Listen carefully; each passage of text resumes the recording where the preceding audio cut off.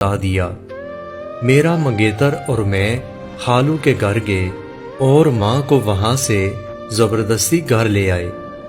گھر آتے ہی چاچو کا فون آیا کہ وہ بہت بیمار ہو گئے ہیں، وہ چلنے پھرنے کے قابل نہیں ہیں، ان کی بیوی بھی ان کو چھوڑ گئی، وہ واپس آنا چاہتے ہیں کیونکہ وہاں کوئی کام نہیں بچا اور وہ 2 دن سے بھوکے ہیں۔ ان کی بات سن کر مجھے تو کچھ سمجھ نہیں آ رہا تھا۔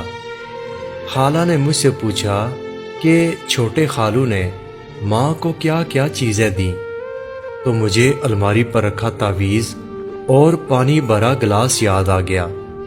میں جلدی سے ماں کے کمرے میں گئی اور تجسس کے مارے جب میں نے وہ تعویذ پڑھا تو میری روح لرز گئی، کیونکہ اس میں چچا کی تصویر پر لکیریں ماری ہوئی تھیں۔ جب ہم نے اس تعویذ کو پاس والی مسجد کے امام کو دکھایا تو حیرت کا شدید جھٹکا لگا، کیونکہ وہ تعویذ چاچو کو لاوارث بنا کر مارنے کے لیے اور میری چھوٹی خالہ کی موت کے لیے اور ماں کی شادی خالو سے ہو جانے کے لیے تھا۔ مجھے خالو کی حرکت پر بہت تکلیف ہوئی کہ کیوں خالو نے ایسا کیا۔ میں نے اپنی ماں کو ہوش دلایا اور خالو کی ساری حقیقت اپنی ماں کو بتا دی، جس پر میری ماں کو بہت دکھ ہوا کہ اللہ کو یاد کرنے کی جگہ ماں نے غلط راستہ کیوں اپنایا۔ ہم نے حالت کے پیش نظر ماں کو پردیس چچا کے پاس بھیج دیا۔ ماں وہاں چچا کے پاس گئیں تو پھوٹ پھوٹ کر رونے لگی، کیونکہ چچا بہت کمزور ہو گئے تھے، ان کو اپنے کیے کی سزا مل چکی تھی۔ ادھر میری دادی کو جلد کی بیماری لاحق ہو گئی۔ میں اور میرے بھائی ان کے پاس چلے گئے تاکہ ان کی خدمت کر سکیں۔